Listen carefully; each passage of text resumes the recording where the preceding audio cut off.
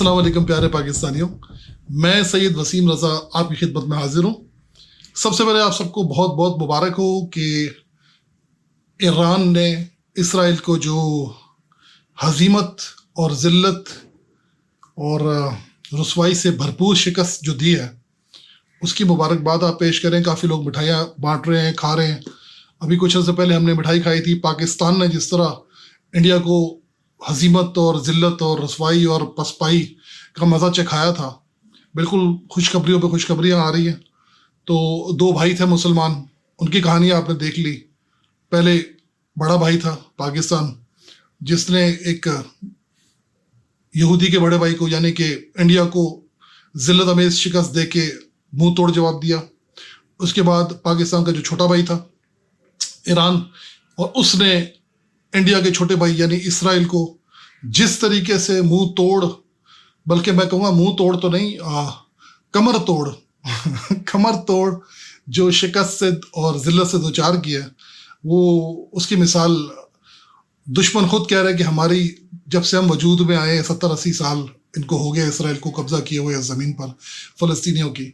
तो जब से इन्होंने काबिज़ हुए हैं उस ज़मीन पर फ़लस्तीनियों की, जब से जुल्म कर रहे हैं, ये मज़लूम फ़लस्तीनियों को मार रहे हैं, शहीद कर रहे हैं, तब से इनके साथ इतनी ठुकाई, इतनी धुलाई किसी ने नहीं की थी। और ये भी अल्लाह ताला ने शर्फ मुसलमानों को ही दिया, क्योंकि अल्लाह ताला कुरान में फरमाते हैं कि हम तुम्हारे हाथों से इनको अजाब देंगे। तो कुरान की तो बातें आप जब पढ़ते हैं तो आपको रोज़मर्रा की जो बातें होती, जो वाक़यात होते हैं, उसमें वो सब चीज़ें आपको झलक नज़र आती रहती है कि अल्लाह ताला क्या कह रहे हैं और ये कहाँ जा रहे हैं और दुनिया में क्या हो रहा है। तो कितना खुशी की बात है। मैं आज खुशी शेयर करने के लिए मैसेज आपको ये वीडियो बना रहा हूँ और ये पैगाम, ये मैसेज देना चाह रहा हूँ कि इस खुशी को अपने अंदर मत रखें, इसको आप खूब सेलिब्रेट करें और अपने सब मुसलमान भाइयों के साथ इसको जो है शेयर करें, अच्छी बातों के साथ शेयर करें, अच्छी मिठाइयों के साथ शेयर करें और अच्छे जो भी आप अपने तासुरात रखते हैं उससे शेयर करें। और यकीन जानें कि पूरी दुनिया में इस वक्त जो हाल इंडिया का है और जो हाल इसराइल का है, पहले कभी माजी में इनके दांत किसी ने इस तरह नहीं तोड़े जिस तरीके से अभी पाकिस्तान ने इंडिया के साथ जो किया और फिर ईरान ने इसराइल के साथ किया। और आप ये देखिए कि एक बहुत बड़ा बुत जो बना के रखा हुआ था इन लोगों ने, और ये जो धौंस और ज़बरदस्ती की इन्होंने फ़ज़ा कायम की हुई थी।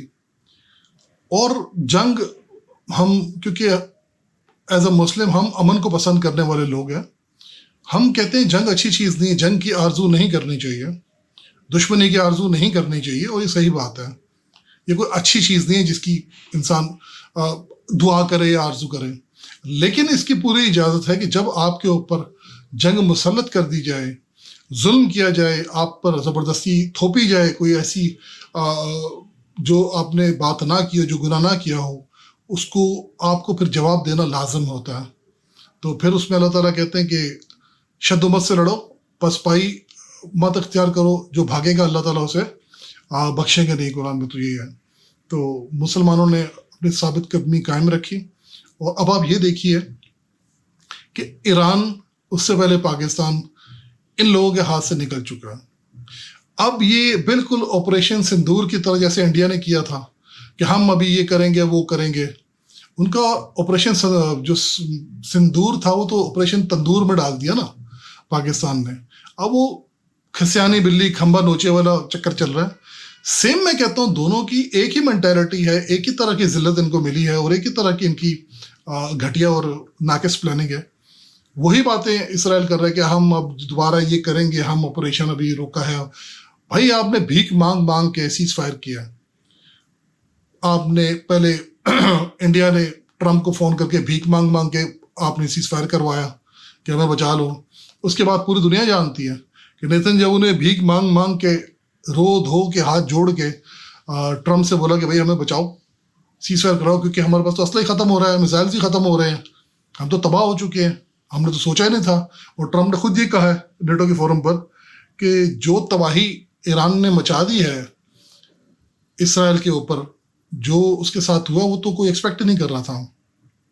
تو آپ کو یاد ہوگا میری پرانی ویڈیوز آپ دیکھیے گا، میں نے اس وقت بھی آپ کو یہ بولا تھا کہ یہ لوگ اسی قسم کی زبان سمجھتے ہیں.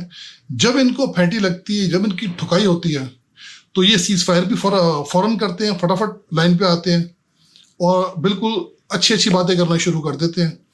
اس وقت اللہ کا شکر ہے کہ کافی مسلمان جو ممالک ہیں وہ جاگ چکے ہیں، وہ مل رہے ہیں، اور یہ جتنے بھی جو مکروہ ارادے رکھنے والے جو ممالک ہیں، جن میں انڈیا ہے، جس میں اسرائیل ہے، یہ تو قبضہ گروپ ہے نا. انہوں نے قبضہ کیا ہوا ہے، کسی نے کشمیر پہ قبضہ کیا ہوا ہے، تو چھوٹے نے اس کے جو یہودی ہے اس نے فلسطین پہ قبضہ کیا ہوا ہے.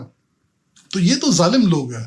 ان کا تو کام ہی ہے کہ بھئی اور کچھ نہیں کر سکتے، چھپ کے وار کریں اور قتل و غارت بچائیں، اس سے زیادہ اور کچھ نہیں کر سکتے. ابھی موساد کے انہوں نے دھڑا دھڑ جو ایران کے اندر انہوں نے جاسوس پکڑے ہیں، ان کو ایک کے بعد دیگرے ٹانگنا شروع کر دیا، لٹکانا شروع کر دیا، پھانسی دینا شروع کر دیا.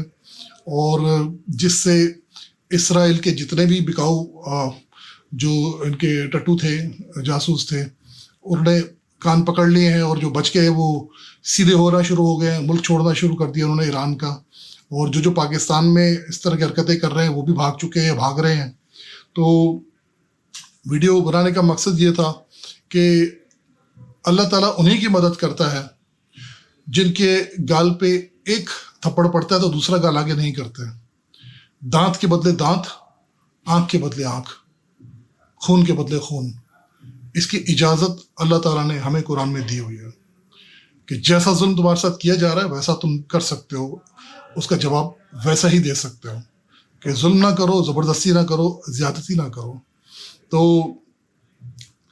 پاکستان بھی جو وجود میں آیا تھا، آپ سب کو معلوم ہوگا، یہ بھی ان لوگوں نے ہمیں پلیٹ پہ پاکستان نہیں دے دیا تھا کہ یہ پاکستان آپ کے لیے ہم تحفہ لے کر آئے ہیں، تو بڑا آپ کے لیے گفٹ ہے، یہ آپ گفٹ ریپ کھولیں اور انجوائے کریں اس کو. ایسا نہیں ہوا تھا. اس وقت بھی جب قائد اعظم اپنی جنگ لڑ رہے تھے، اور جو مسلمان تھے وہ اپنی جنگ لڑ رہے تھے، وہ ایک گال پہ کھا کے تھپڑ یا چانٹا دوسری گال آگے نہیں کر رہے تھے. اس وقت بھی ان کا اسلحہ چھین کر انہی پہ استعمال کر رہے تھے، اور خون اور شہادت کی انہوں نے پرواہ نہیں کری، اپنی جانوں کی پرواہ نہیں کری، اور ثابت قدمی سے لگے رہے اور اپنا ملک پاکستان حاصل کر لیا. اور میں آفرین کہتا ہوں پاکستان کی جو جنگ ہوئی تھی، تو ہمارے جو فوجی، ہمارے جتنے بھی افواج پاکستان تھی، وہ بھی ثابت قدم رہے، جانوں کی پرواہ نہیں کری، قربانیاں دی، اور دشمن کو ہزیمت سے دوچار کیا، ذلت سے دوچار کر دیا. اور میں آفرین اور سلام پیش کرتا ہوں ایرانی بھائیوں کو بھی، جنہوں نے بہت نقصان اٹھایا، بہت شہادتیں دیکھی، لیکن ظالم کے آگے جھکے نہیں اور ثابت قدم رہے، یہاں تک کہ ان کو ذل و خوار کر دیا، انہوں نے نیست و نابود کر دیا. اور یہ جنگ اب اکثر لوگ اس کا مزہ لیے جا رہے ہیں کہ دوبارہ شروع ہوگی، یہ سانس لے رہے ہیں، وہ ہو رہے ہیں. یہ فوراً دوبارہ شروع نہیں ہوگی، یہ اب 5-10 سال کے لیے یہ سائڈ پہ چلے جائیں گے اور کوشش کرتے رہیں گے کہ فساد مچائیں، پھوٹ ڈالیں، اپنے اور نئے نئے اسلحے جمع کریں. تو کوشش کریں گے 5-10 سال بعد ان کو جب جان پکڑیں گے تو پھر دوبارہ کسی نہ کسی بہانے یہ حملہ کریں گے، پاکستان پہ بھی یہ حملہ کریں گے، ایران پہ بھی.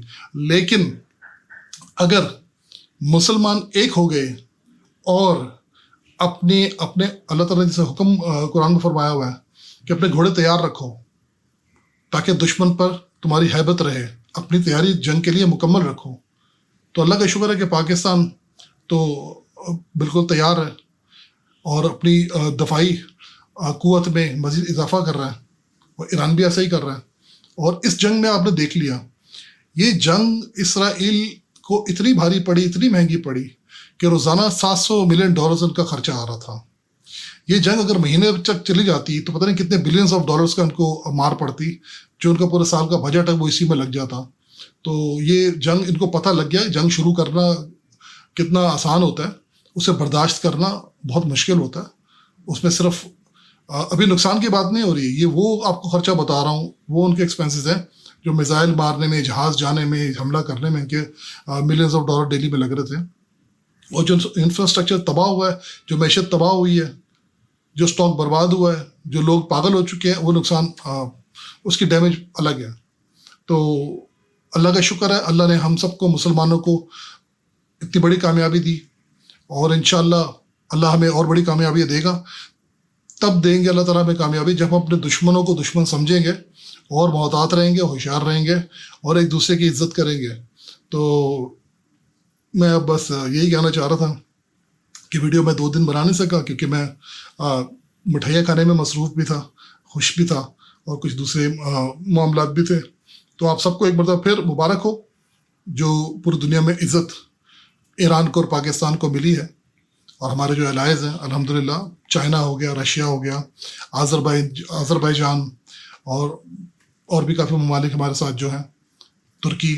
تو اللہ کا شکر ہے ہم لوگ سب ساتھ مل کے یونائٹڈ ہو کے چلیں گے تو انشاءاللہ آگے چل کے کسی اس قسم کے ٹٹ پنجیوں کی انڈیا کی یا اسرائیل کی جرت نہیں ہوگی کہ پاکستان کی طرف میلی آنکھ سے دیکھیں یا کچھ ایسی مہنجوئی کرنے کی بھی سوچے. تو انشاءاللہ اللہ ہم سب کو دنیا اور آخرت میں کامیابی دے، اور ہمارے جو مظلوم بھائی غزہ میں یا کشمیر میں، ان کے لیے بھی اللہ تعالیٰ آسانیاں کرے. اور وہ کیونکہ جب تک وہ مسئلہ حل نہیں ہوگا غزہ کا یا کشمیر کا، یہ روٹ کاز ہے، جب تک وہ حل نہیں ہوگا یہ لڑتے ہی رہیں گے. ابھی نہیں 5 سال بعد پھر لڑ لیں گے، 10 سال بعد پھر لڑ لیں گے. تو بہتر ہے کہ پوری دنیا کے اتنے اچھے لوگ جو ہیں، ٹرمپ جیسے جو بہت نیک آدمی ہیں، تو اتنا بڑا اتنا اچھا کام کیا بڑے منہ والے نے، تو اگر یہ اتنے اچھا آدمی ہے تو اس کو چاہیے کہ یہ مسئلہ بھی حل کرا دیں، یہ جو فلسطین کا ہے یا جو کشمیر کا ہے. تو بہرحال اللہ تعالیٰ ہمیں دنیا اور آخرت میں کامیابی دے. مجھے سید وسیم رضا کو اجازت دیجیے، اپنا بہت خیال رکھیے گا. فی امان اللہ، اللہ حافظ.